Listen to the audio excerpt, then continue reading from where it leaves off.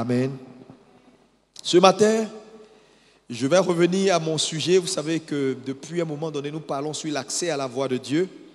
Dimanche dernier, j'ai prêché sur les 3 stages de la vie.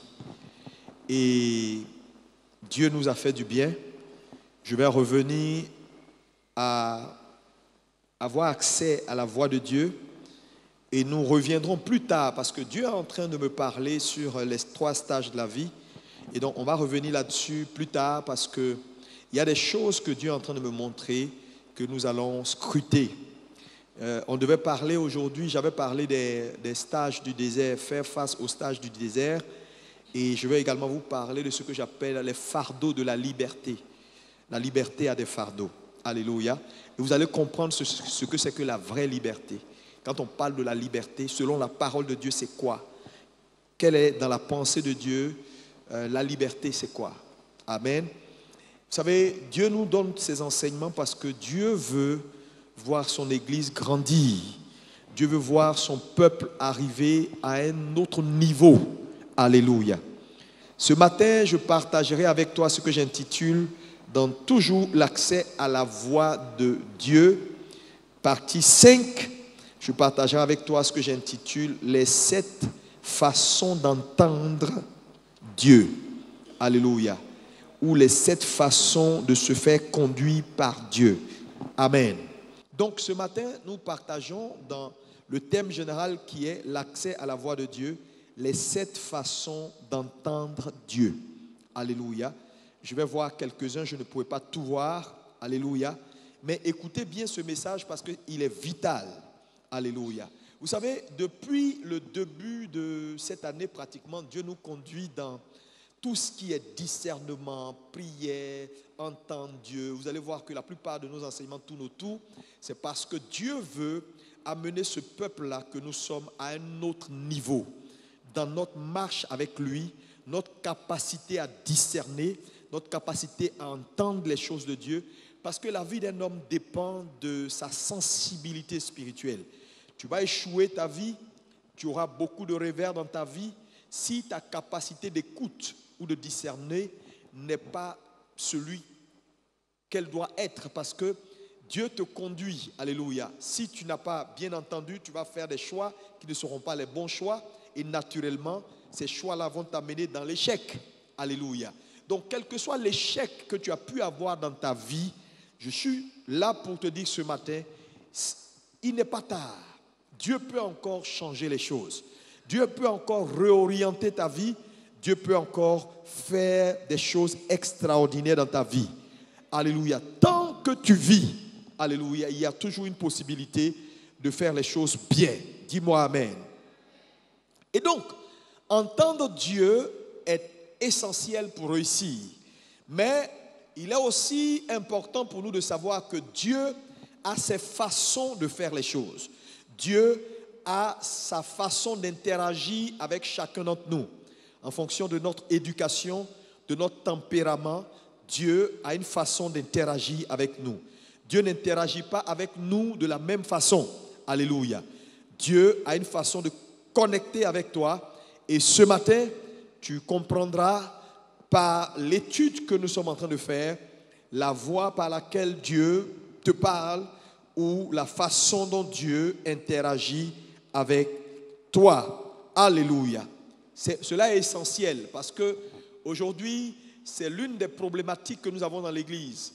Les gens se posent la question, mais comment entendre Dieu?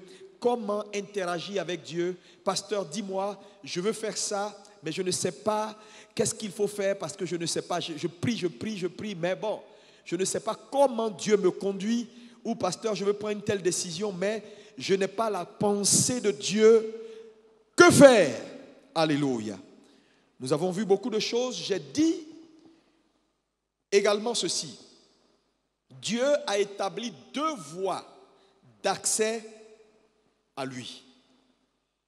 C'est-à-dire, si tu veux connecter avec la voix de Dieu, tu veux connaître la volonté de Dieu, il y a 2 grandes voies d'accès à Dieu.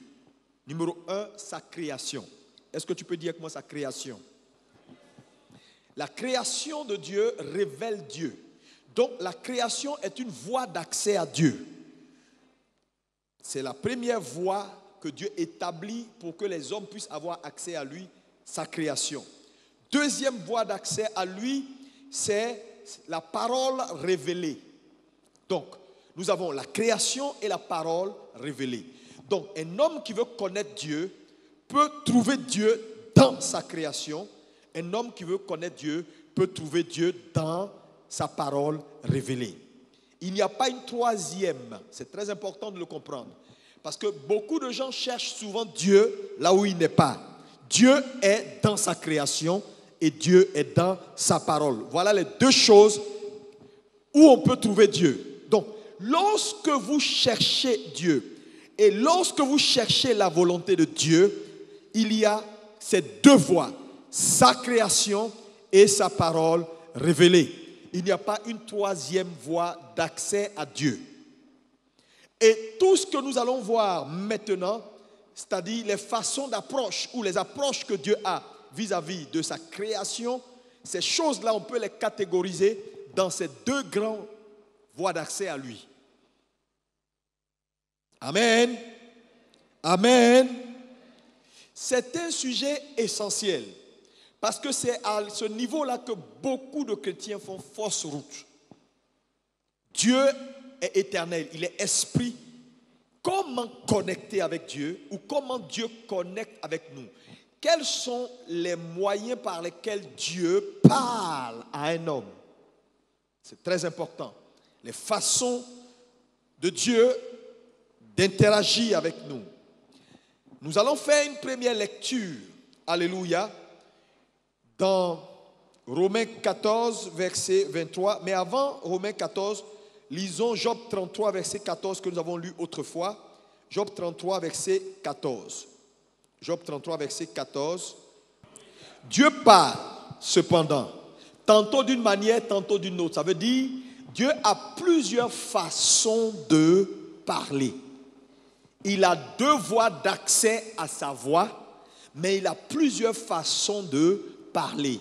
Tantôt d'une manière, tantôt d'une autre. Donc, en fonction de la personnalité d'un homme, de son caractère et de ce que Dieu veut faire avec lui, Dieu a une façon de le connecter ou de parler à cette personne.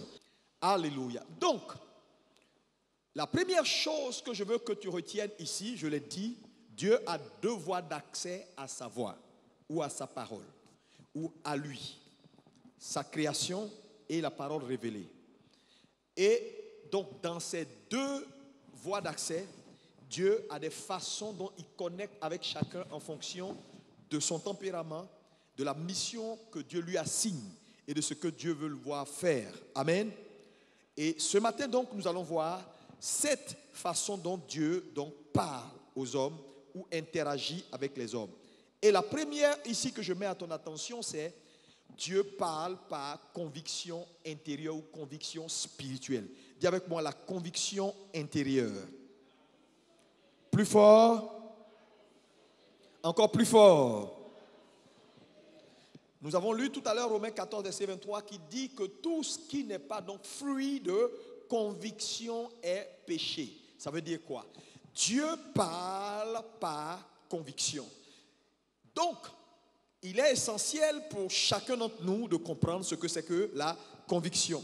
La conviction spirituelle est un sentiment intérieur. Alléluia. De ce que quelque chose est bon ou n'est pas bon. Elle nous conduit donc dans la justice. C'est très important. Donc la conviction intérieure est ce qui nous conduit dans la justice. Quand je parle de justice, un homme ne peut pas arriver à la justice sans conviction intérieure ou sans conviction spirituelle. Donc Dieu parle par conviction intérieure ou conviction spirituelle. La conviction donc est un sentiment, alléluia. La conviction vient donc par le Saint-Esprit. Dieu convainc un homme. Dieu touche ton cœur. Dieu établit dans ton cœur un sentiment profond que la voie que tu es en train de prendre n'est pas la bonne ou la voie que tu es en train de prendre est la bonne ou la direction, cette direction est la bonne ou il faut faire simplement demi-tour. Donc, c'est une action de l'esprit. Est-ce qu'on peut dire que moi, c'est une action de l'esprit? La conviction est très importante parce que nous sommes dans les derniers jours. Alléluia. Et la Bible dit que tout ce qui donc n'est pas fruit de conviction est péché. Ça veut dire quoi? Un homme qui ne développe pas sa capacité de conviction dans les choses de Dieu sera sûrement à côté. C'est-à-dire quoi? Il sera à côté de la volonté de Dieu. Et quand on est à côté de la volonté de Dieu, on est dans le péché. Le péché se définit par être hors de la voie de Dieu. C'est tout. Voilà le péché dans son essence. Alléluia. Donc, qu'est-ce que c'est qu'une conviction? Une conviction est une certitude. Une certitude, une évidence fondée sur une évidence. C'est-à-dire quoi? Un homme est convaincu, il est persuadé. Mais cette persuasion qu'il a est basée sur une évidence. Ça veut dire quoi? Il n'y a pas de conviction sur rien. On ne dit pas, je suis convaincu que je dois voyager. Et puis ta conviction est basée sur rien. Vous savez, la conviction a une caractéristique, c'est qu'on peut ne pas pouvoir l'expliquer. Mais ça ne veut pas dire qu'elle n'est pas basée sur quelque chose. Donc il y a toujours une évidence qui bâtit une conviction. Et cette évidence-là, elle est intérieure. Alléluia, elle est intérieure. Donc Dieu parle par conviction. C'est très essentiel de comprendre ce que je te dis ce matin. Ça veut dire quoi? Il va arriver dans ta marche avec Dieu, tu vas vouloir comprendre la pensée de Dieu sur une situation ou savoir ce que Dieu veut dans la situation. Mais ça ne sera pas par une voix audible, ça ne sera pas par un songe, ça sera simplement par une conviction que Dieu mettra dans ton cœur, par le Saint-Esprit. Un sentiment profond, alléluia, une certitude, une persuasion de ce que c'est la voie à suivre. Si tu n'es pas un homme spirituel, alléluia, et que tu n'as pas la pratique des choses de Dieu, alors tu peux rater le but. Voilà pourquoi il est important pour nous chrétiens de comprendre que la conviction profonde dans le cœur intime, alléluia, est l'une des voies par lesquelles Dieu parle. Oui. Maintenant, si tu es un chrétien qui n'a pas de substance, tu es un chrétien, voilà, charnel, alléluia, Dieu peut tenter de te convaincre d'aller dans une direction, toi tu peux aller dans une autre direction. Pourquoi? Parce que tu ne sais même pas ce que c'est qu'une conviction intérieure, alléluia. Donc Dieu parle par conviction. Dis avec moi, Dieu parle par conviction. Donc la conviction est également un état d'esprit que quelqu'un a parce qu'il croit fermement dans quelque chose. Donc la conviction est un état d'esprit. Ça veut dire quoi? Ce que tu crois te met dans une disposition de faire absolument la chose. Donc c'est un état d'esprit. C'est-à-dire la conviction établit un comportement, une façon d'être, une façon de faire. C'est un état d'esprit. Donc la conviction également est un état d'esprit. Dieu, par son esprit, met dans ton cœur une persuasion qui est forte. Tu es convaincu qu'il faut que tu partes. Et donc, cette conviction-là, cet état d'esprit-là, c'est-à-dire cette persuasion-là, te met dans un état d'esprit qui fait que tu prends toutes les dispositions pour faire ce que tu ressens. C'est ça la conviction intérieure. Et la Bible déclare que tout ce qui n'est pas fruit de conviction est un péché. Ça veut dire quoi? Dieu va agréer dans ta vie tout ce que tu as fait à partir d'une véritable conviction. Mais tout ce qui est fait comme ça, parce que les gens font, tu fais comme eux, parce que tout le monde va dans la direction, tu vas là-bas, alors tu es en train de diriger ta vie dans une voie qui n'est pas la bonne. Parce que le Dieu que nous servons est un Dieu qui parle. Et lorsqu'on entend sa voix, lorsqu'on reçoit sa voix, alors la première chose qu'elle met dans notre cœur, c'est la certitude, c'est l'assurance. Quand tu vois un homme qui doute, ça veut dire la voix de l'Éternel n'est pas arrivée à lui. Sinon, tu ne peux pas entendre Dieu et douter. La force de cette voix va établir dans ton cœur une persuasion, une conviction, de telle sorte que elle va te mettre dans un état d'esprit. On va argumenter, tu vas dire non. Allons-y. Alléluia. Alléluia. C'est comme par exemple si tu arrives devant un feu tricolore. Tu as ta voiture et tu arrives devant un feu tricolore. Et puis le feu tricolore ne te dit pas je suis au rouge, hein, donc tu attends. Hein. Non, il ne te dit pas ça. Dès qu'il est rouge, tu es persuadé qu'il faut s'arrêter. Donc tu t'arrêtes. Parce que le feu, juste par son état, t'impose une conviction que là, on s'arrête. Donc même si quelqu'un te dit allons-y, tu te dis non, on ne peut pas partir, le feu est là. Donc tu vois que tu es persuadé, mais ta persuasion est basée sur une évidence. Il y a un feu. C'est vrai qu'il n'a pas parlé, mais par son état, je sais qu'on doit s'arrêter. Maintenant, si je passe le feu malgré qu'il soit au rouge, qu'est-ce qui se passe? Je subis les conséquences de la loi. Donc quand un homme ne marche pas par conviction, il subit les conséquences de la loi.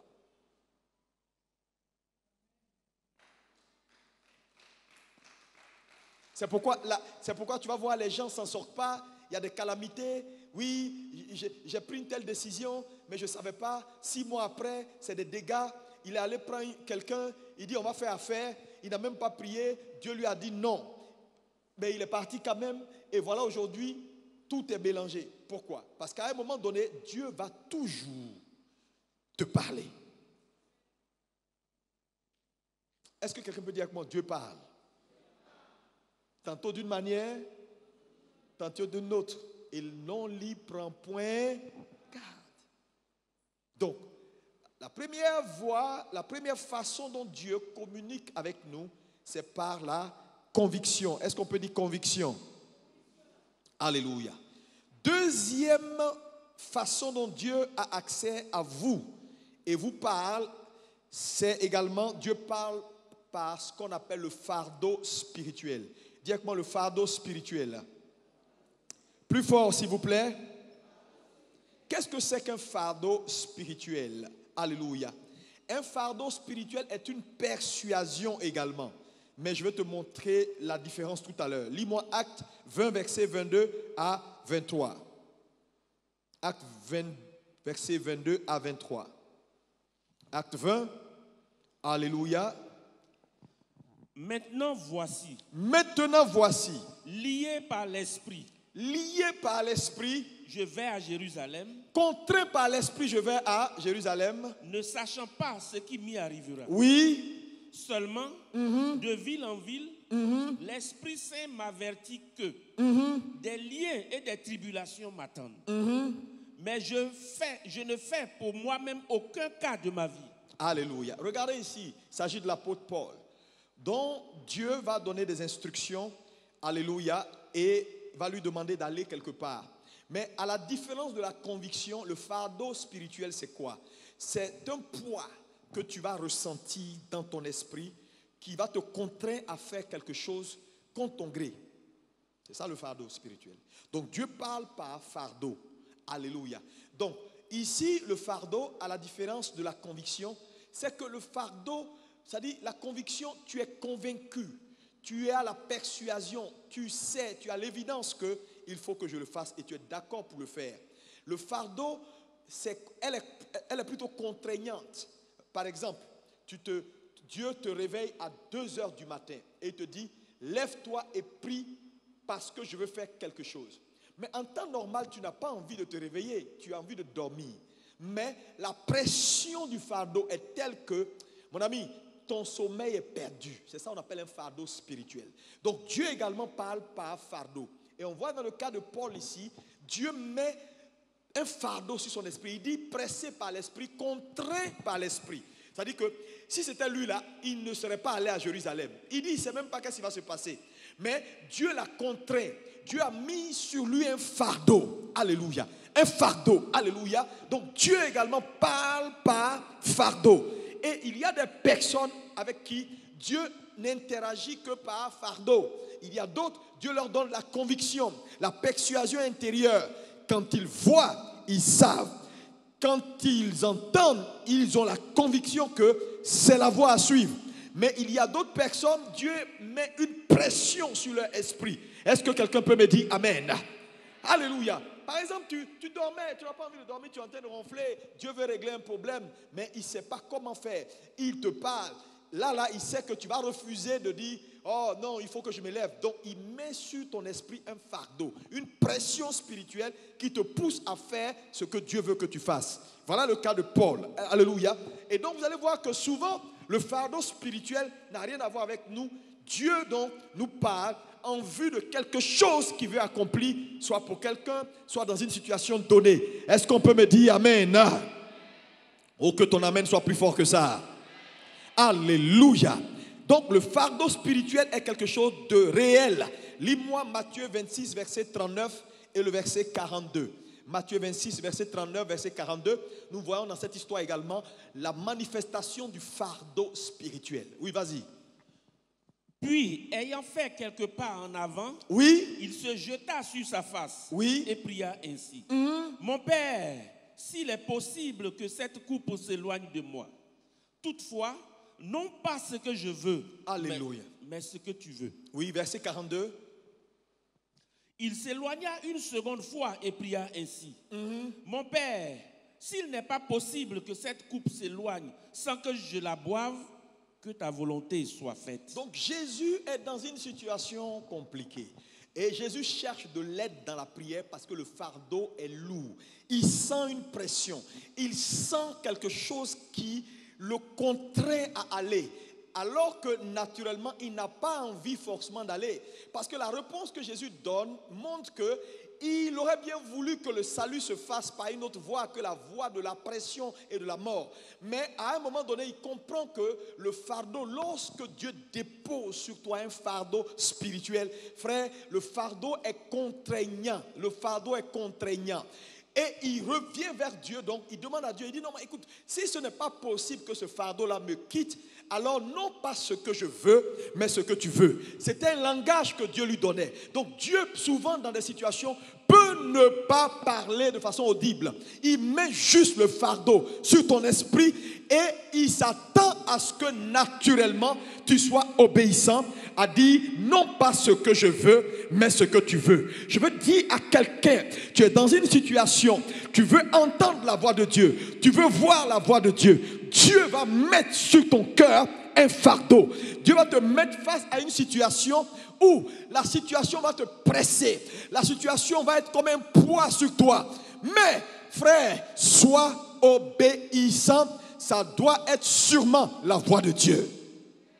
Le problème, c'est que certains chrétiens charnels, lorsqu'ils sont face à certaines pressions, font le choix d'ôter la pression et de déposer la pression sans accomplir ce que cette pression-là représente ou ce que Dieu attend d'eux. Regardez le cas de Jésus. Il aurait pu dire non, c'est trop compliqué, je laisse tomber. Mais il dit non pas ce que je veux, mais ce que tu veux. Et Jésus accomplit la volonté de Dieu. Frères et sœurs, Dieu est souverain.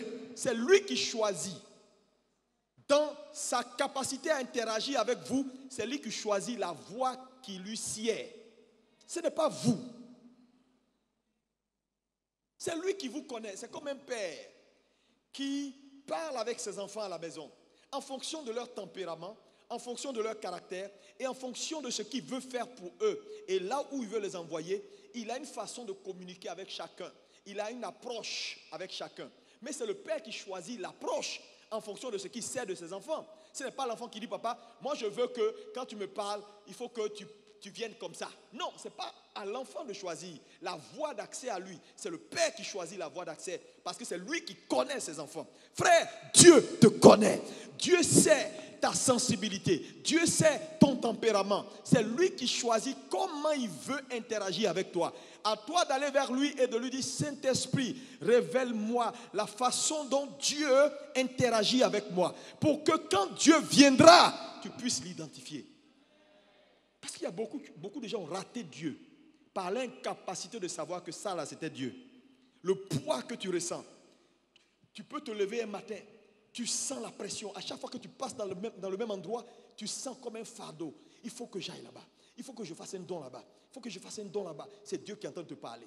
Tu vas prendre ça, tu vas enlever pour mettre dans ta poche pour dire au nom de Jésus. Ça là peut-être c'est le diable, ce n'est pas le diable. Dieu est en train de te parler. Dieu te donne accès à sa voix. Saisis sa voix et reçois la vie. Souvent c'est une pression. Tu n'as pas de paix jusqu'à ce que tu fasses l'offrande là. C'est Dieu qui est en train de te sauver. Le problème, il y en a qui vont tout faire pour tuer la pression. Pour tuer la pression, enlever la pression là. Ils enlèvent ça par la force. Je ne veux pas de pression. Dieu parle par fardeau. Je ne sais pas quel est ton fardeau maintenant. Ton fardeau est la voix de Dieu dans ta vie. Il y a des gens qui se promènent dans la rue, quand ils voient les enfants de la rue, ils ont un fardeau. Tant qu'ils ne font pas quelque chose, ils ne s'en sortent pas. Ils sentent. Mon ami, Dieu est en train de te parler. Tu vas mettre un fardeau. Tu ne sais pas. On peut même te dire que là-bas, là, ce n'est pas bon. Hein? Mais même le c'est pas bon. Paul dit, il ne sait pas qu'est-ce qui va se passer à Jérusalem. Il sait qu'il peut avoir de l'adversité. Mais ce n'est pas ça le plus important. Il est contraint d'y aller. Donc la différence entre la conviction et le fardeau, c'est que le fardeau est contraignant. La conviction, Dieu te convainc. Il te persuade que c'est ça. Donc tu es convaincu et puis tu fais ça de façon volontaire. Mais le fardeau, tu n'es pas forcément convaincu. Mais tu sens la pression. Tu sens que tant que je ne fais pas cette chose-là, j'ai l'impression que je n'ai pas le paix. Est-ce que quelqu'un est béni ce matin? Alléluia. Et très souvent pour lever un fardeau, je te dis la vérité, pour lever un fardeau, il faut l'accomplissement et la prière. Tu ne peux pas lever un fardeau comme ça. Tant que tu ne pries pas et tu n'accomplis pas ce que le fardeau. Jésus a tout fait, il a prié. À un moment donné, il a dit, bon écoute, on laisse tomber. Ce que tu veux faire, fais-le. On est dedans. Et il a continué à prier jusqu'à ce que, on dit, l'ange vienne le fortifier. Parce que l'ange a vu qu'il était maintenant aligné avec la volonté de Dieu. Tu vas perdre ta paix jusqu'à ce que tu fasses ce que Dieu attend de toi. Je te condamne à ça. Dis-moi amen. Dis-moi amen. Si Dieu t'aime, il va te coincer. Il y a des gens, la situation que tu traverses là, tu peux dire oui. Souvent, après tu vas remercier Dieu de ce que quelqu'un t'a trahi. Après tu vas remercier Dieu de ce que quelqu'un t'a fait mal. Oui. Tu sais, les voies de Dieu ne sont pas les voies des hommes. Oui. Tu souffres aujourd'hui. Tu souffres. Tu es là, tu ne comprends pas. Tu dis, mais Seigneur, qu'est-ce qui se passe? Qu'est-ce qui se passe? Tu comprendras. Tu comprendras. Dis-moi amen. Troisième façon dont Dieu parle ou interagit avec sa création, c'est ce que j'appelle la perception spirituelle. Dis avec moi la perception spirituelle. Encore plus fort. Encore plus fort. Dieu parle par perception. Ça veut dire quoi? Qu'est-ce que c'est que la perception spirituelle? C'est une connaissance intérieure des choses. Dis avec moi, c'est une connaissance intérieure des choses. Oui. Luc 9, versets 46 et 48. Vas-y. Luc 9, verset 46. Oui. Une pensée leur vint à l'esprit. Une pensée leur vint à l'esprit. À savoir, lequel d'entre eux était le plus grand? Oui. Jésus, voyant la pensée de leur cœur. La Bible dit Jésus voyant la pensée de leur cœur. Donc, la perception, c'est ta capacité de voir au-delà du naturel d'un homme. Tu perçois ce que les autres ne voient pas. C'est-à-dire, voilà des gens qui sont devant Jésus en train de dire autre chose et Jésus a déjà vu, il a déjà perçu parce que c'est une connaissance intérieure. Elle te met dans une disposition pour avoir ce qu'on appelle advanced knowledge. Tu as la capacité d'avoir de la connaissance d'avance sur une situation qui est présente. Donc Jésus voit. Alléluia. Lis-moi également Luc 11, verset 17. Oui. Luc 11, 17. Comme Jésus connaissait leurs pensées, Jésus connaissait leurs pensées. Il leur dit. Tout royaume divisé contre lui-même est dévasté. Alléluia. Donc Jésus connaissait leurs pensées. Donc Jésus perçoit. Il a vu dans leur cœur. il a vu ce qui était dans leur cœur au-delà de ce qui sortait de leur bouche. Frère, ta marche avec Dieu, dans ta marche avec Dieu, Dieu va te parler par perception. Mais ce niveau-là est très important. Dieu ne communique pas avec les gens par perception si ce n'est pas des gens qui sont proches de la parole. Parce que pour arriver à ce niveau-là de communion avec Dieu, où Dieu te parle, où Dieu t'explique, où Dieu te montre les choses par perception spirituelle, il faut que tu sois un érudit de la parole. Il faut que tu grandisses jusqu'à un certain niveau. Parce qu'il s'agit de comprendre les choses d'avance, il s'agit de voir au-delà du naturel. Il faut que ton discernement ait été poussé jusqu'à un certain niveau. Voilà pourquoi, en tant que croyant, vous devez faire le choix de grandir. Parce que sinon, quelqu'un va venir devant toi avec une apparence, avec un air gentil, et Dieu va vouloir te dire que ce n'est pas la bonne personne, tu ne le sauras pas. Tu ne pourras pas percevoir. Tu ne peux pas percevoir. Tu ne peux pas voir. Parce que là, sa voix audible, tu n'entendras pas. Mais il veut, c'est-à-dire cette capacité d'interagir avec Dieu par la perception, c'est-à-dire Dieu fait grandir ton esprit jusqu'à un certain niveau où ton esprit est tellement développé qu'il peut percer la chair pour voir le cœur.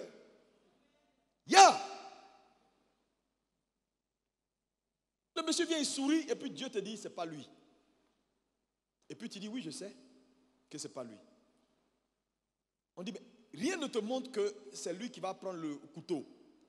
Mais toi, tu as déjà vu. Tu as déjà vu. C'est ce qu'on appelle le témoignage de l'esprit, le témoignage intérieur. La perception spirituelle. La connaissance intérieure des choses. Dieu te fait voir les choses. C'est ce que Paul avait. Paul monte dans le bateau. Tout est bien, le bon sens est là, la vie des experts, tout est bon. Et Paul perçoit qu'il y a un danger, le bateau va couler. Tout le monde dit, mais attendez. L'expert a parlé. Le propriétaire du navire a parlé. Attends, le bon sens, voilà, tout va bien. La foule a parlé. Attends, de quoi tu parles? Il dit, il va avoir naufrage. Pourquoi? Parce que son esprit avait grandi jusqu'à un certain niveau où il avait la capacité de percevoir. Il dit, je perçois. Je vois dans mon homme intérieur une autre scène. Parce que ce monde physique n'est que contrôlé par le monde spirituel. Donc, la perception spirituelle, c'est ta capacité à voir dans l'invisible. Dieu ouvre tes yeux. Il te parle. Et frère, si vous n'arrivez pas là, parce que Dieu veut vous parler, vous faites face chaque jour à des gens. Vous êtes au bureau, vous marchez avec des gens, vous ne les connaissez même pas, des hypocrites. Ce monde est rempli de gens méchants. Donc Dieu parle par perception. Souvent, tu veux connaître la volonté de Dieu dans une situation. Dieu ne va pas attendre que tu dormes pour aller envoyer songe ou bien parler. Oh, c'est moi, je veux que tu ailles parce que... Non. Dieu ouvre tes yeux sur le spirituel. Et tu as une connaissance intérieure. Et tu peux voir la situation naturelle, normale, et puis lire, et puis revenir dans le présent. Et puis tu leur donnes un verdict du futur. Les gens te regardent, te disent, bon, nous on pense qu'il faut aller, hein, parce que la bourse a donné des chiffres qui sont corrects. Tu dis, non, on n'ira pas. Sinon on va perdre des milliards pour la société. Tout le monde dit, non, patron, il faut qu'on parte, parce que regarde, la bourse de New York a dit. Tu dis, on n'ira pas. Parce qu'à l'instant T, Dieu t'a fait voyager dans le futur.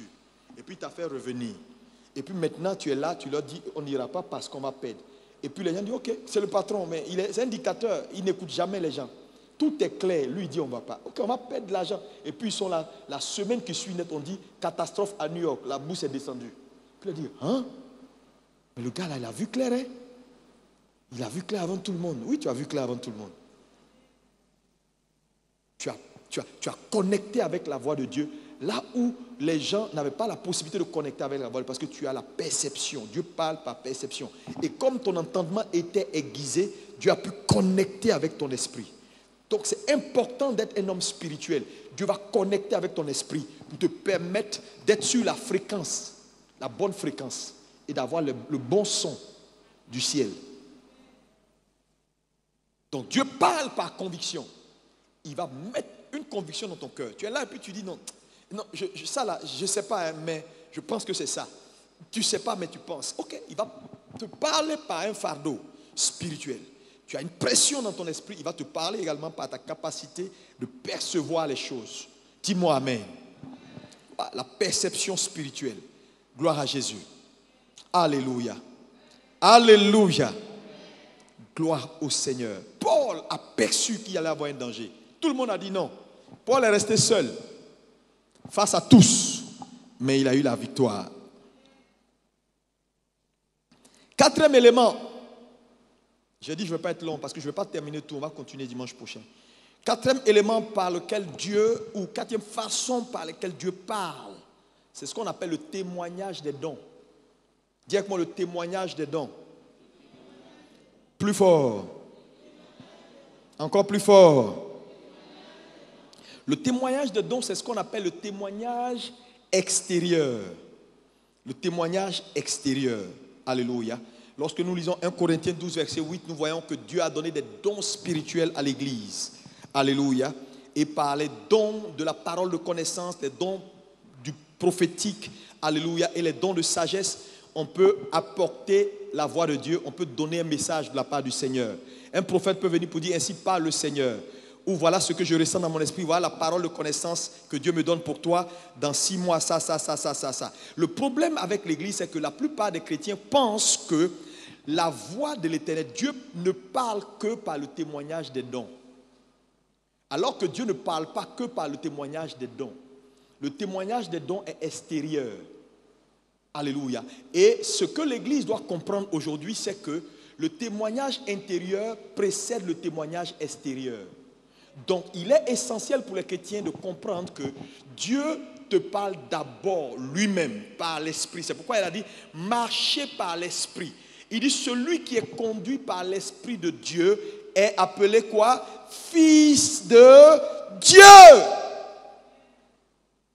Ceux qui sont conduits par l'Esprit de Dieu sont appelés fils de Dieu. Lis-moi Romains 8, verset 14. Romains 8, verset 14. Car tous ceux qui sont conduits par l'Esprit de Dieu sont fils de Dieu.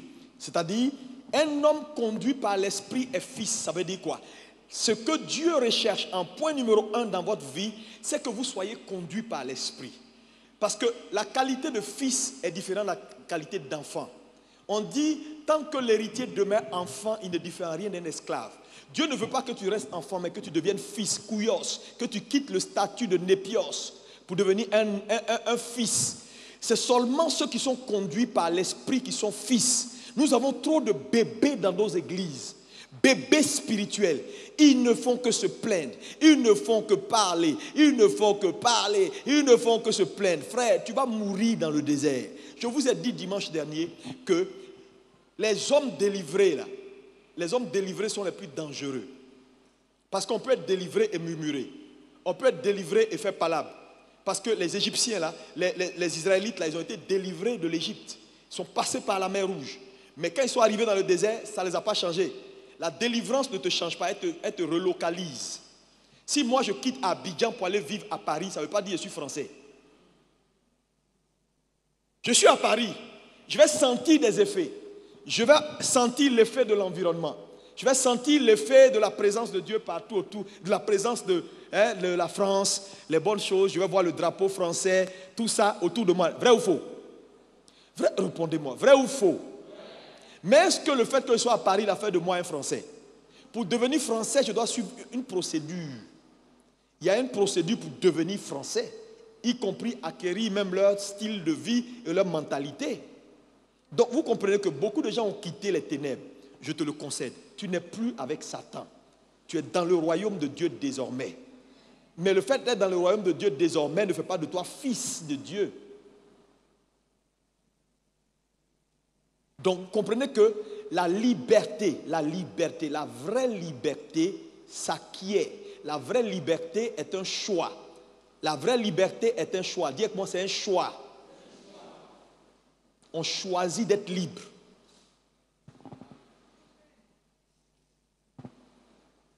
Choisis d'être libre. Tu es à Paris, oui, tu es à Paris. C'est comme quelqu'un qui est à Paris, qui ne s'en sort pas, qui est moisi. Et puis il regarde quelqu'un qui est à Abidjan. Il dit, le gars est moisi à Abidjan. Hein? Regarde comment il souffre. Oui, moi je suis ici à Abidjan, je souffre. Mais toi aussi tu souffres à Paris. C'est comme quelqu'un, oui. Ça dit quelqu'un, toi tu es dans l'église et tu te moques d'un inconverti. Ce gars-là, au lieu de se convertir, mais il souffre, hein, Satan le malmène. Ça, il va aller en enfer. Mais toi aussi, tu vas aller en enfer étant dans l'église. Parce que la différence entre vous deux, c'est la localisation. Le problème, c'est que ce n'est pas la localisation qui sauve. C'est la transformation qui sauve. C'est pourquoi les enfants d'Israël, bien qu'ils aient été délocalisés, ils ont quitté l'oppression de Pharaon. Ils n'ont jamais quitté l'oppresseur. Ils ont quitté l'oppresseur qui était Pharaon. Mais jamais ils n'ont quitté l'oppression. Donc on peut être délivré de l'oppresseur sans être délivré de l'oppression. La vraie liberté, c'est quand on est délivré de l'oppression. Donc je veux te dire ce matin, frère, il y a un choix que tu dois faire ce matin. Dis avec moi un choix. Oui, un choix à faire.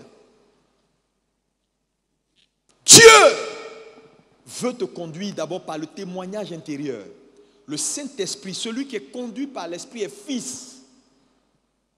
Le problème, c'est que tout le monde pense, dans nos églises en général, que Dieu parle par le témoignage extérieur, par le témoignage des dons. Qu'est-ce que c'est que le témoignage des dons? Ainsi parle le Seigneur. Quelqu'un prophétise sur toi. Tu dis, Dieu m'a parlé. Hey, Dieu m'a parlé. Dans 6 mois, je veux te voir à Paris. Waouh, Dieu m'a parlé. Il m'a dit, dans 6 mois, il veut me voir à Paris. Donc pour lui, Dieu lui a parlé, n'est-ce pas? Ou bien quelqu'un vient et te donne une parole de connaissance. Voilà ce que Dieu me dit. 1, 2, 3, 4. Oh, Dieu m'a parlé. Ou te donne une parole de sagesse. Dieu m'a parlé. Non. En fait, ça, c'est bon. Mais ça vient pour confirmer ce que Dieu t'a déjà dit. C'est d'abord le témoignage intérieur. Donc, numéro 1, la conviction est un témoignage intérieur de l'esprit. 2, le fardeau spirituel est un témoignage intérieur. 3, la persuasion ou la capacité de percevoir est un témoignage intérieur. Dieu te parle. Donc, quand un homme grandit dans ces choses qui sont le témoignage intérieur, alors le témoignage extérieur ne vient que pour confirmer ce que Dieu a déjà dit à son esprit. Mais on ne vit pas sa vie d'abord par le témoignage extérieur. Tu vas te perdre. Ça veut dire quoi? Ça veut dire que ta survie dépend de ma consécration. Si je ne suis pas consacré ou si je ne suis pas inspiré, je te perds. Si le seul baromètre que tu as pour entendre Dieu, c'est ainsi parle le Seigneur. Le problème aujourd'hui, c'est que les gens s'assoient sur Internet, les gens écoutent des gens, des prophètes, ils multiplient, ils pilulent, parce que c'est le bon fond de commerce. Et ils donc laissent leur vie conduite par des gens qui leur donnent des choses à faire, qui leur donnent même des ordonnances, qui leur donnent même des cérémonies accomplies. Le problème, c'est que si le monsieur est mal inspiré, tu es mort. C'est pourquoi Dieu n'a pas permis que avoir accès à sa voix, primo, soit le témoignage extérieur, mais en priorité le témoignage intérieur. Voilà pourquoi il dit, ceux qui sont conduits par l'esprit sont fils. Donc Dieu s'attend à ce que tu sois d'abord conduit. Mais si Dieu n'arrive pas à te conduire, comment tu vas jauger? Parce que la Bible dit, lis-moi 1 Jean 2 verset 27. 1 Jean 2 verset 27, lisez-moi. Oui. 1 Jean 2 verset 27. Oui. Pour vous, l'onction que vous avez reçue de lui demeure en vous. Et vous n'avez pas besoin qu'on vous enseigne. Mais comme son onction vous enseigne toutes choses, et qu'elle est véritable, et qu'elle n'est point un mensonge, demeurez en lui selon les enseignements qu'elle vous a donnés. Donc, il parle de l'onction parlant de l'esprit. Quand vous recevez Jésus dans votre cœur, frère, ce n'est pas Jésus seul, c'est Jésus et son onction. C'est pourquoi on dit j'ai reçu Jésus-Christ. Christ est son onction. L'onction que nous avons reçue par naissance, c'est cette onction-là qui permet que nous naissions de nouveau. Cette onction-là nous enseigne toutes choses. Qu'est-ce que la Bible est en train de nous dire? C'est que l'onction de Dieu, le Saint-Esprit, le témoignage intérieur est la première façon dont Dieu aime et veut interagir avec son peuple. Parce que vous savez, Dieu est un gentleman. Dieu est un homme bien. Dieu n'est pas un papato qui va te dépasser pour aller parler de tes affaires à quelqu'un. Il n'est pas comme ça. C'est les hommes qui font ça, qui te regardent. Et au lieu de te dire ce qu'ils pensent, ils vont voir X et puis ils disent la chose. Ça, c'est les papatos, les gens qui n'ont pas de valeur. Mais un homme qui n'a peur de personne a la capacité de dire aux gens ce qu'ils pensent. Et Dieu n'a pas peur de toi. Est-ce que tu peux me dire Amen? Dieu n'a pas peur de toi. S'il veut te dire tu es un pécheur, il va te dire tu es un pécheur. Il n'est pas obligé de passer par un prophète. Alléluia. Le problème c'est que Dieu va te parler d'abord par un témoignage intérieur. C'est lorsqu'il voit que tu n'écoutes pas et que la situation devient compliquée qu'il est obligé par amour de susciter le témoignage extérieur pour t'amener à réfléchir.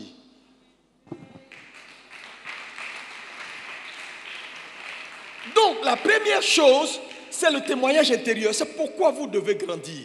Regarde ton voisin, dis, voisin, tu dois grandir. Personne ne va chercher Dieu à ta place. Ni ton mari, ni ta femme. Personne ne va te connecter à la voix de Dieu. Frère, c'est une responsabilité individuelle.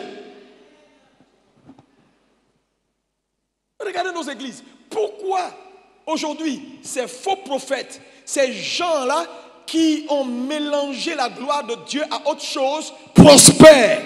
Ils enseignent des messages faisant croire que la prophétie, le message prophétique est le message. Frère, ils vont même au-delà de ce que Dieu n'a pas dit. Attends, ça veut dire quoi? Ça veut dire que si quelqu'un n'est pas prophète, c'est fini pour lui quoi? Ça veut dire si quelqu'un est sur une église, il n'est pas prophète là, tous ses membres sont morts. Quand même, respectez l'église. Nos pères dans la foi, les T.L. Osborne, les Oral Robert, les Maurice Cerullo. Frère, je vais vous expliquer la différence entre le prophète et le prophétique. Nous sommes un peuple prophétique. Parce que quand quelqu'un comprend que marcher par l'esprit, c'est le témoignage intérieur, et grandit dans sa perception des choses de Dieu, il devient prophétique. Parce qu'être prophétique est différent d'être prophète. Être prophétique, c'est d'abord, l'initiative est intérieure. Ça veut dire quoi? Dieu te donne de pouvoir saisir les situations, comprendre les situations, avoir accès à sa voix, avoir accès à un certain nombre de révélations sans forcément qu'on te dise. Nous sommes un peu... C'est pourquoi notre rôle en tant que pasteur, c'est susciter un peu prophétique. En faisant quoi? En les aidant à grandir dans leur homme intérieur jusqu'à atteindre un certain niveau. Leur esprit devient aiguisé. Leur esprit devient fort. Ils ont la capacité d'anticiper sur les événements. Ça, tu deviens prophétique. Mais je viens, attendez. Ce matin, je dis, Seigneur, je prie que toute âme spirituelle forgée contre quelqu'un dans cette salle soit sans effet. Mais quand j'ai fini de prier, je vais vous dire, quand un prophète, par exemple, un prophète serait ici ce matin, il allait dire, je vois deux personnes là, toi, Dieu me montre que dans 6 mois, tu vas aller à Daloa, mais il va y avoir un accident, donc on va prier pour que l'accident soit avorté. Ça, c'est le prophète. Il y a une soeur qui est là, je sens que, je vois, elle s'appelle Henriette.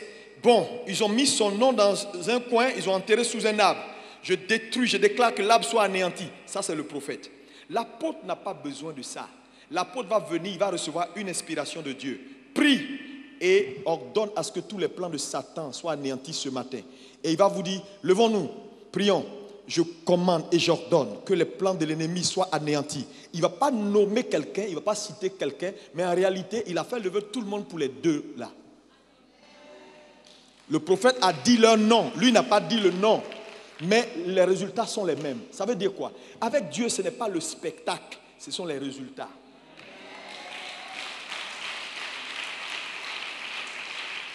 Sinon, attendez, tous mes collaborateurs qui sont ici là, il y a combien d'années ils sont avec moi? Quel Satan qu'il est moins? Je n'ai jamais dit son nom est en bas des Canaries, c'est dans ici, ton nom est là. Dieu peut le faire si Dieu juge que ça peut être utile pour activer sa foi jusqu'à un certain niveau.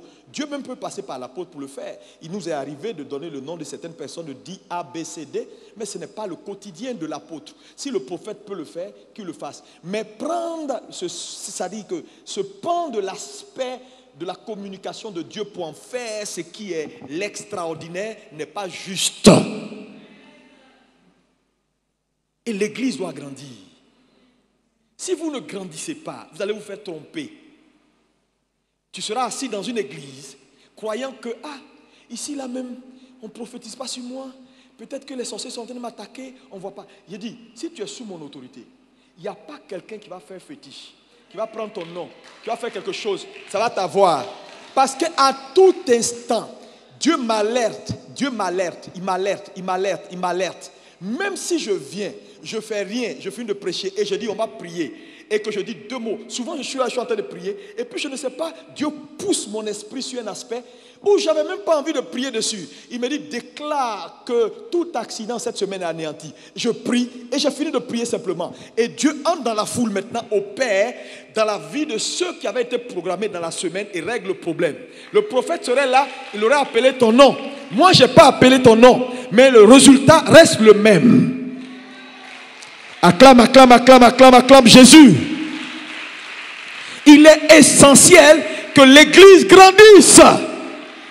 Ça ne veut pas dire que le prophétique n'est pas une bonne chose. Non, le prophétique a sa place. C'est important, alléluia. Mais le témoignage extérieur, le prophétique, le témoignage des dons vient en confirmation. Dieu ne viole pas la vie des gens. Comprenez ça une bonne fois pour toutes. Sinon, vos péchés, là, il y a longtemps, ça est dans la bouche de tout le monde. Hein. Si Dieu n'était pas bon, de toute façon, ils disent, ils voient clair là. Pourquoi ils ne voient pas certains de tes péchés? Leur voix claire là, ça s'arrête à beaucoup. Bon, écoute, laissons tomber. Alléluia. Alléluia. Mais Dieu ne va pas aller prendre ta vie pour montrer à un prophète. Dieu n'est pas comme ça. Il n'est pas comme ça. C'est pourquoi tu dois le suivre, parce qu'il est bon. C'est un bon père. C'est un père qui veut avoir une communion personnelle avec ses enfants. Il a envoyé le Saint-Esprit. Le Saint-Esprit est notre paraclétos. C'est lui l'aide, celui qui est venu nous aider, pour nous conduire, pour nous parler. Le témoignage intérieur, c'est pourquoi développe ta communion avec Dieu, pour que quand Dieu veut avoir accès à toi, il ne soit pas obligé d'aller voir Paul. Parce que je te dis, si à un moment donné il n'arrive pas, il va aller voir quelqu'un par amour. Le problème c'est que les gens sont comme ils sont. Si Dieu a parlé par eux, ils vont garder ça. À chaque fois qu'ils te voient, ils disent, c'est pas ce gars-là que j'ai prophété sur lui, il paraît qu'il cherchait les femmes là, c'est pas lui.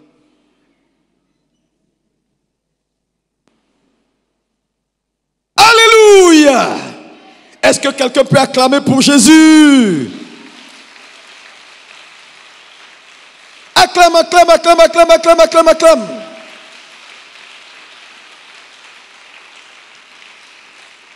C'est pourquoi la Bible dit, l'esprit de l'homme est une lampe entre les mains de l'Éternel. Ça veut dire quoi? Dieu te conduit à la lumière de ta lumière. Je reprends. Dieu te conduit toujours à la lumière de ta lumière. C'est ton esprit est la lampe. Ce n'est pas lui sa lampe, c'est ta lampe. Ton esprit est ta lampe.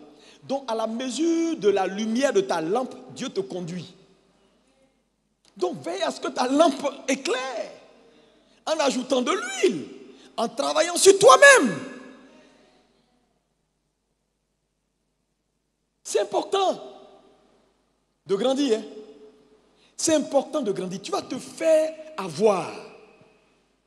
Frère, Je disais, on était à une veillée vendredi là, dans une église pour la Côte d'Ivoire. Et puis je disais aux gens là, je dis, mais on ne peut pas. Le problème c'est que les chrétiens jugent facilement. On ne peut pas juger deux personnes. Ce n'est pas possible. Parce qu'il n'y a pas deux personnes qui courent la même course. Mais pour faire, vous savez, le jugement ou la comparaison, la notion de comparaison tient sur des critères. Il faut que toi et moi, on ait des éléments en commun pour qu'on nous compare. On ne peut pas comparer deux personnes qui n'ont pas des éléments en commun. Mais dans l'appel là, qu'est-ce qu'on a en commun? Chacun est dans son couloir. Dieu t'a appelé à avoir 10 000 membres. Peut-être que moi, Dieu m'a appelé à avoir 100 000. Même si j'ai 50 000, je suis derrière toi. Toi qui as 9 500. Toi, tu es presque arrivé à 10 000. Hein? Moi, je te regarde avec mes 50 000. Je dis, ah, moi, ce petit-là, il n'a que 9 500. Et là, maintenant, il a 10 000. Nous, on a 50 000 là. Mais alors que moi, je suis à la moitié. Donc, c'est les objectifs d'un homme qui établit son succès. Les objectifs que Dieu t'assigne. Pourquoi vous comparez les pasteurs? On est différents. On n'est pas la même chose. Deux églises ne peuvent jamais se ressembler. Parce que les visions sont différentes. Maintenant, toi, Dieu te regarde et puis en fonction de là où il t'envoie, il te positionne dans une église par rapport à ce qu'il a pour toi. Tu te lèves, tu dis non. Toi, là-bas, là, ils sont beaucoup. Là-bas, là, eux, ils sont comme ça. Moi, je vais même m'asseoir là-bas.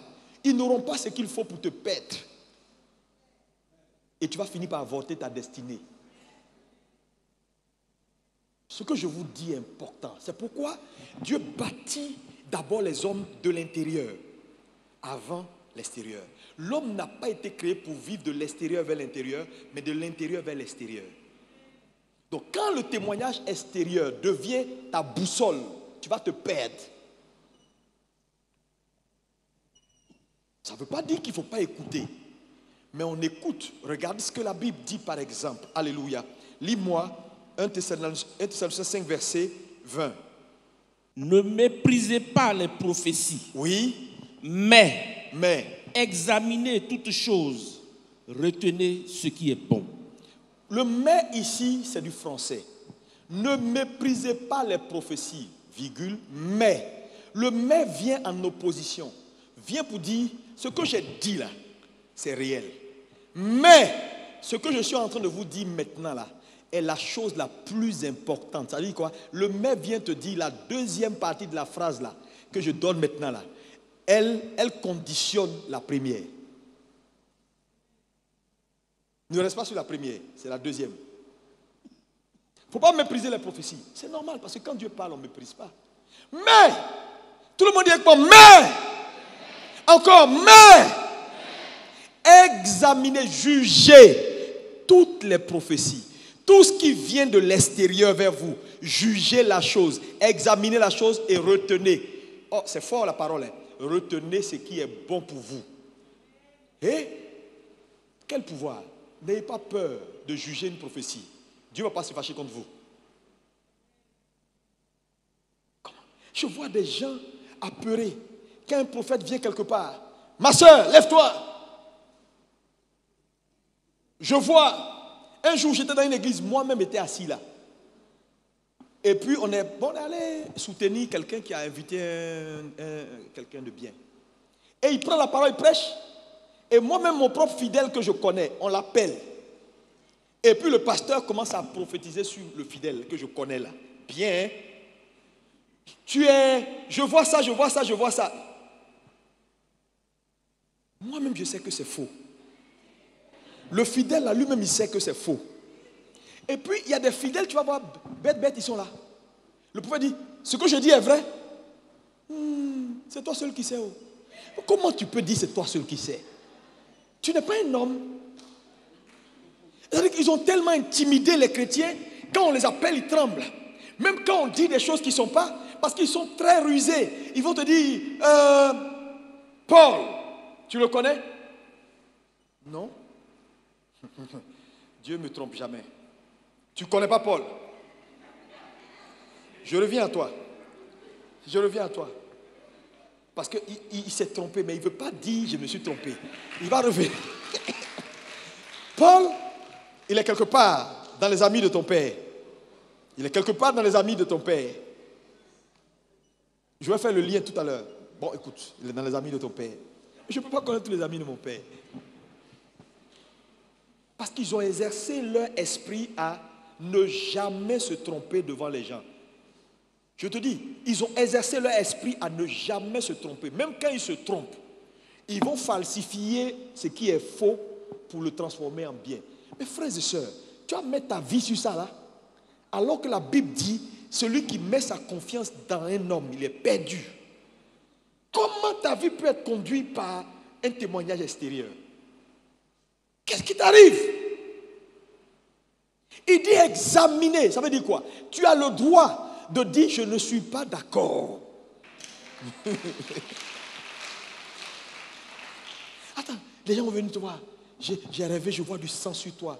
Il faut que tu fasses 25 jours de jeûne et prière. Moi, tu veux me donner le sein?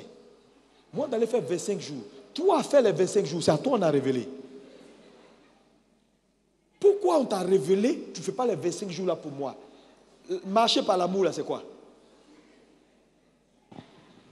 Tu vas voir qu'il y en a qui ne feront plus des rêves. Ils ne vont plus faire des rêves bizarres. Si, parce que c'est facile de venir devant quelqu'un. Je vois que je t'ai vu, il y a du sang, c'est comme si tu étais mort. J'ai dit, ah bon? Le jour où tu fais un rêve, tu me vois mort, c'est toi qui seras à la place.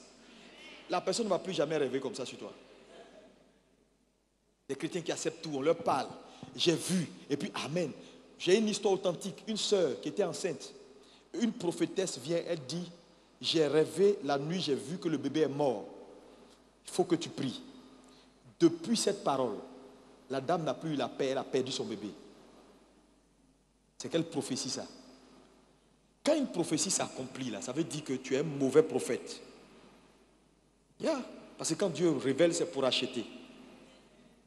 Tu es un très mauvais prophète. Tu as fait quoi pour que ça n'arrive pas? La pauvre sœur a accepté. Je dis, si quelqu'un te dit, je vois accident, il ne faut même pas attendre que la parole là atterrisse. Libère tes boucliers anti-missiles. Bousille la parole là en l'air avant qu'elle n'atterrisse. J'ai dit, tu me parles, j'ai dit, je refuse. Retour à l'envoyeur. Dans tes yeux comme ça. Il y a plein de gens, tu me parles, tu parles. Je suis là. Tu ne sais pas que je suis en train de parler dans mon ventre. Tu parles ça, j'ai dit.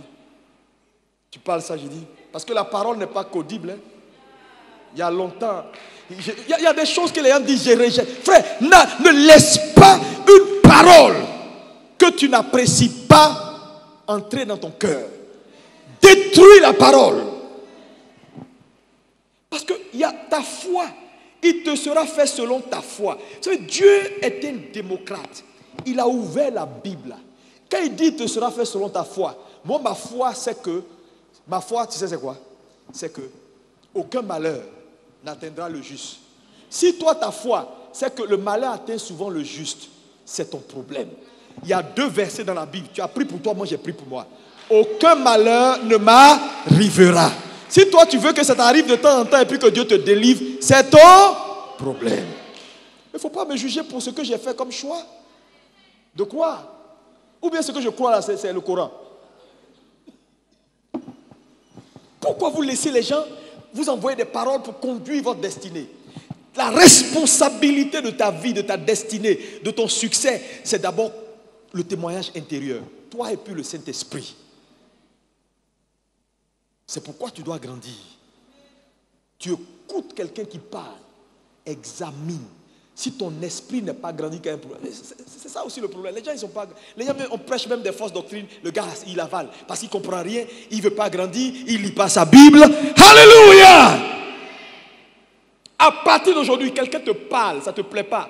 Tu dis, la Bible dit d'examiner toutes choses et de retenir ce qui est bon. Ce qui est bon là, c'est ce qui est bon pour toi.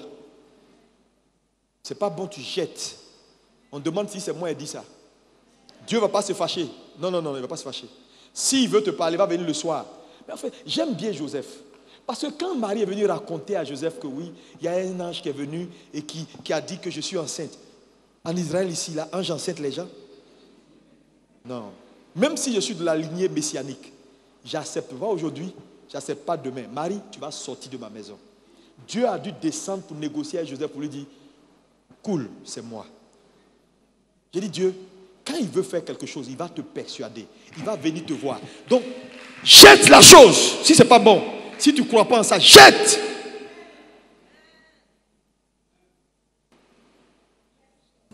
J'ai rêvé, il y avait un visage. Oui, c'était un cercueil un peu violet. Il y avait un visage, mais je n'ai pas bien vu le visage. Je t'arrête en même temps, je ne vais même pas y qu'à la fin. Rêver sur tout le monde. Il ne faut pas rêver sur moi. Je n'ai pas besoin de tes rêves. Si tu dis, tu m'as vu en train d'évangéliser, les âmes se sauvent. Il y a beaucoup de les richesses, on est en train de gagner. Hein. Ça je prends, ça je prends, ça je prends. Alléluia! Gloire à Dieu. Même il y a des choses qu'ils vont te dire là, c'est pas utile, tu sais déjà. Oui, je vois, ta grand-mère s'appelle Henriette Jonas. C'est vrai ou c'est faux? C'est vrai. Puis tu es content. Power, prophesy. Ça, il a dit quoi? Il t'a rien dit. Il t'a dit quelque chose que tu sais. Ça va t'envoyer où? Ça va te donner beaucoup de trucs. Ça, c'est bon pour les bébés spirituels. Je vous dis, ces choses-là, c'est utile. Mais pour les gens qui ne connaissent pas Dieu, pour qu'on les impressionne, pour qu'ils entrent. Mais toi, tu es là, tu as fait 20 ans, 25 ans. Quand on dit il y a prophète quelque part, je vais chercher parole. Quelle parole tu cherches alors que tu as la parole des paroles avec toi? Tu ne lis même pas pour t'approprier la parole.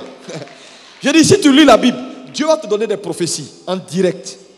Il va prendre une parole qui va sortir, puis il va flasher ça dans ton esprit. Et puis ça devient ta parole. Alléluia! Je veux vous appeler à la croissance et à la maturité. Je n'ai rien contre la prophétie, la preuve, j'invite des prophètes. Parce que leur témoignage peut amener quelqu'un à confirmer ce que Dieu lui dit depuis. Donc je crois la prophétie. Mais je ne suis pas d'accord avec l'instrumentalisation qu'on en fait. Et de là où on a positionné ce simple ministère, et on en fait un ministère principal aujourd'hui. Ok. La Côte d'Ivoire en crise, là, réunissez tous vos prophètes d'Abidjan, là, ils sont pleins ici. Et dites-leur de nous dire exactement le 31 là, le premier, qui est le président. Et puis qu'est-ce qui va se passer? Pour qu'on soit en paix. Ils viennent sur Internet, ils disent ainsi parle le Seigneur, le premier là, 1, 2, 3, 4, 5. Ils ont peur. Ils ont tous peur. Vous savez pourquoi? Parce qu'ils ne sont pas sûrs. Ils ne sont même pas sûrs de ce qu'ils vont dire. Ils sont là, ils parlent en parabole, et puis après, quand ça va arriver, ils vont venir se mettre sur Internet, prendre les paraboles, ils ont dit là pour dire, j'avais dit, la situation sera trouble. Ça là, même si j'ai dit ça là, ça va arriver. La situation va être un peu difficile, mais on va s'en sortir. Et puis le jour où on s'en sort avec quelques marches, bus cassés, puis je mets la vidéo. J'avais dit avant les élections que la situation allait être difficile. Ah, prophétie attrape-nigo là, tout le monde connaît ça. Donnez-nous les détails. Le nom du président, il est né dans quel village? Tout. Sa nationalité. Alléluia. Coronavirus, là, dites-nous ça finit quand? Entrez dans les saints des saints, dites-nous ça finit quand? Dieu ouvre vos yeux sur le nom des grands-mères, l'air, nourriture, tout ça là. Pourquoi Dieu n'ouvre pas vos yeux sur le médicament de corona là? Et puis tu attrapes une feuille, tu dis, Dieu dit c'est ça le médicament de corona. S'il peut ouvrir tes yeux sur le nom d'une grand-mère, il peut ouvrir tes yeux sur le médicament de corona, non? Ça au moins c'est utile, tu vas devenir multimilliardaire. Arrêtez. Faites confiance en Dieu. Croyez Dieu. Alléluia. Dieu va vous préserver. Votre vie est trop utile pour que vous laissiez ça dans la direction de quelqu'un qui lui-même n'est pas clair. Je vous ai dit ici un jour que, et ça c'est très important, ce n'est pas seulement la parole, c'est l'esprit derrière la parole.